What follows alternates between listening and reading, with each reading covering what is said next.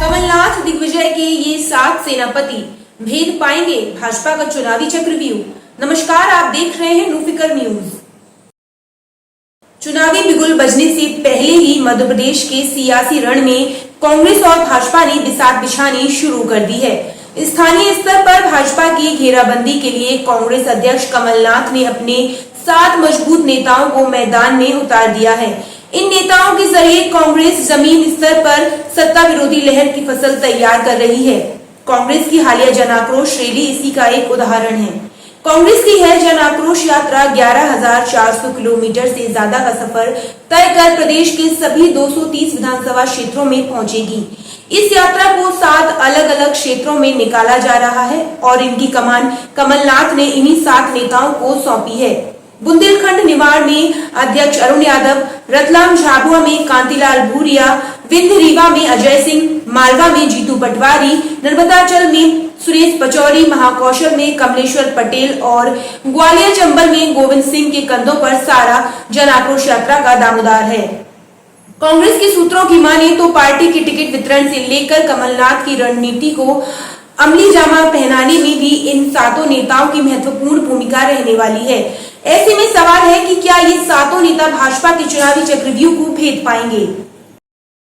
कांग्रेस के fire brand नेता जीतू पटवारी जन आक्रोश यात्रा में सबसे ज्यादा सुर्खियों में हैं। जीतू पटवारी यात्रा के जरिए अब तक 25 विधानसभा सीटों का दौरा कर चुके हैं। उन पर मालवा की कमान सौंपी गई है। 2008 में जीतू पटवारी पहली बार विधायकी के चुनाव में उतरे थे, लेकिन करीब 4000 वोटों से वे हार गए। 2013 में फिर राव सीट से ही उन्होंने किस्मत आजमाई और इस बार सदन में पहुंचने में वे कामयाब रहे। 2018 में चुनाव से पहले जीतू पटवारी को कांग्रेस का कार्यकारी अध्यक्ष बनाया गया था। अभी वे कांग्रेस कैंपेन कमेटी के को चेयरमैन हैं।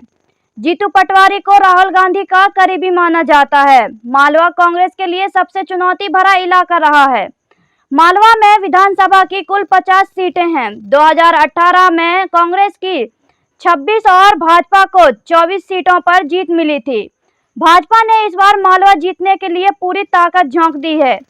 ज्योतिरादित्य सिंधिया के साथ आने के बाद भाजपा यहां और भी मजबूत हो गई है।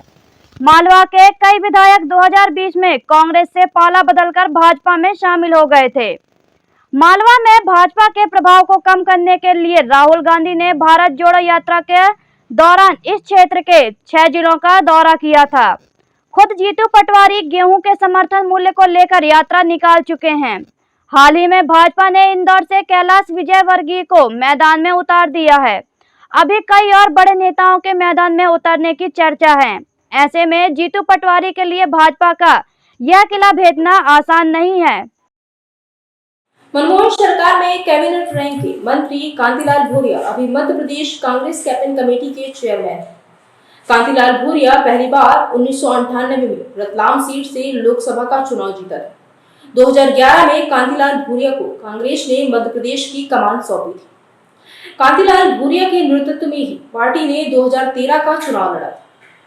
हालांकि कांतिलाल भूरिया पार्टी को सत्ता तक पहुंचाने में असफल रहे थे।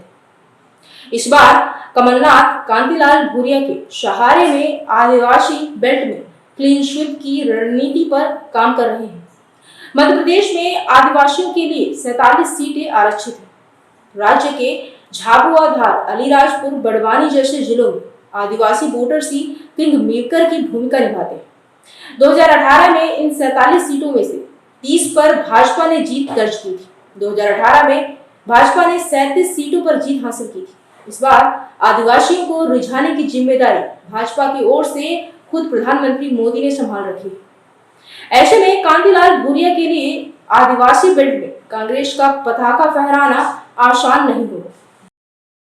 मध्य प्रदेश विधानसभा के नेता प्रतिपक्ष गोविंद सिंह को ग्वालियर चंबल की जिम्मेदारी सौंपी गई है। गोविंद सिंह से पहले ज्योतिरादित्य सिंधिया के पास ग्वालियर चंबल की कमान रहती थी। छात्र राजनीति से सियासी करियर की शुरुआत करने वाले गोविंद सिंह 1990 से लगातार विधायक हैं। गोविंद सिंह कमलनाथ और दिग्विजय सिंह की सरकार में मंत्री भी रह चुके हैं। 2020 में कांग्रेस जब विपक्ष में आई तो कांग्रेस ने उन्हें नेता प्रतिपक्ष की कुर्सी दे दी। गोविंद सिंह को मध्य प्रदेश की सियासत में दिग्विजय सिंह का करीबी माना जाता है। ज्योतिरादित्य सिंधिया के जाने के बाद ग्वालियर चंबल का क्षेत्र कांग्रेस के लिए संवेदनशील माना जा रहा है। 2018 में कांग्रेस ने ग्वालियर चंबल में एक तरफा जीत दर्ज की थी। इलाके की 34 में से 27 सीटों पर कांग्रेस के उम्मीदवार जीतकर सदन पहुंचे थे। गोविंद सिंह पर इस बार पुरानी जीत दोहराने की जिम्मेदारी है। भाजपा ने ग्वालियर चंबल की घेराबंदी के लिए ज्योतिरादित्य के साथ साथ नरेंद्र सिंह तोमर को भी मैदान में उतार दिया है। कमलनाथ से पहले अरुण यादव ही मध्य प्रदेश कांग्रेस के अध्यक्ष थे। अरुण यादव को राजनीति विरासत में मिली है। उनके पिता सुभाष यादव मध्य प्रदेश सहकारिता के बड़े नेता थे। वे दिग्विजय सरकार के उप मुख्यमंत्री थे। 2009 में खंडवा से सांसद बने अरुण यादव को मनमोहन सरकार में राज्य मंत्री बनाया गया था। 2013 में मध्य प्रदेश में जब कांग्रेस बुरी तरह हार गई तो राहुल गांधी के कहने पर उन्हें प्रदेश कांग्रेस की कमान दी गई। हालांकि अपने कार्यकाल में अरुण यादव ज्यादा सफल नहीं रहे। अरुण यादव के रहते कांग्रेस में गुटबाजी चरम पर थी। आरिफ अकील जैसे दिग्गज नेताओं ने अरुण यादव के अध्यक्ष रहते कांग्रेस कार्यकाल में पांव नहीं रखने का खुला ऐलान कर दिया था। अरुण यादव की निमाड़ और बुंदेलखंड की कमान दी गई है। दोनों इलाकों में विधानसभा की कुल 42 सीटें हैं। 2018 कांग्रेस ने इन क्षेत्रों में कड़ी टक्कर दी थी।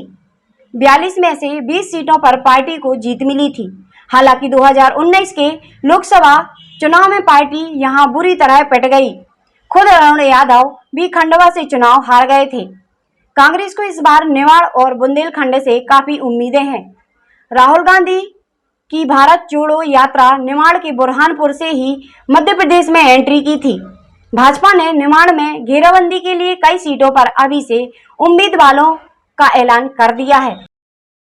देश के दिग्गज नेता रहे अर्जुन सिंह की विरासत को संभाल रहे अजय सिंह विंध्य क्षेत्र में जन आक्रोश यात्रा निकाल रहे हैं।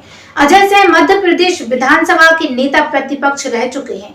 1985 में वे पहली बार चुरहट सीट से विधायक चुने गए थे। 2018 में चुनाव में विंध्य इलाके में कांग्रेस बुरी तरह हारी थी। विंध्य की 30 में से 24 सीटों पर भाजपा ने जीत दर्ज की थी। खुद अजय सिंह चुरहट से चुनाव हार गए थे। 2013 में भी विंध्य में कांग्रेस का प्रदर्शन ठीक नहीं था। पार्टी को सिर्फ 11 सीटों पर ही जीत मिली थी। विंध्य ठाकुर, ब्राह्मण और कुर्मी बहुल है। कांग्रेस यहाँ पर इस बार ठाकुर और कुर्मी को एक साथ जोड़ने की रणनीति पर काम कर रही है।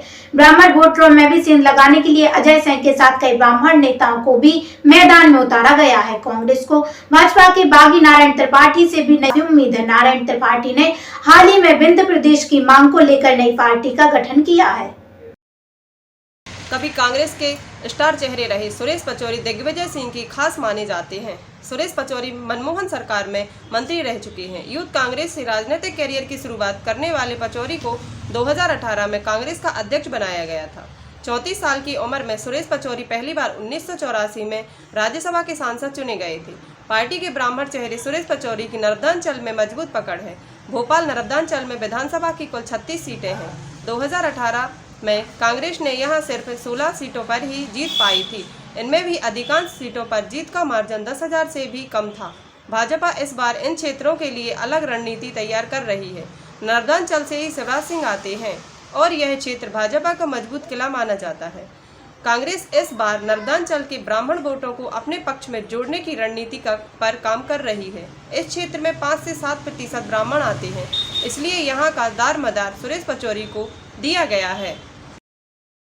राष्ट्रीय स्तर पर सबसे तेजी से उभर रहे मध्य प्रदेश के ओबीसी नेता कमलेश्वर पटेल कमलनाथ सरकार में मंत्री रह चुके हैं। कमलेश्वर पटेल को हाल में ही कांग्रेस की सर्वोच्च इकाई FWUSC का सदस्य बनाया गया है। कमलेश्वर पटेल को विंध्य और महाकौशल की जिम्मेदारी मिली है। 2018 में कांग्रेस ने महाकौशल में सबसे बढ़िया प्रदर्शन किया था। यहाँ की 38 में से 24 सीटों पर कांग्रेस ने 2018 में जीत दर्ज की थी। भाजपा सिर्फ 13 सीटें ही जीत पाई थी।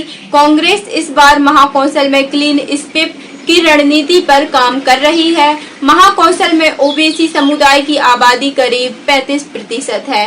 कांग्रेस कमलेश्वर पटेल को आगे कर इसी समुदाय को साधने की रणनीति पर काम कर रही है। महाकौशल कमलनाथ के लिए इसीलिए भी ज्यादा महत्वपूर्ण है क्योंकि छिंदवाड़ा भी इसी क्षेत्र में है। महाकौशल के अलावा कमलेश्वर पटेल पर बिंद में भी पार्टी को सफलता दिलाने की जिम्मेदारी है। सीधी के सिहाबाल से कमलेश्वर पटेल अभी भी विधायक हैं और जिले के 4 में से 3 सीटों पर अभी भी भाजपा का कब्जा बना हुआ है।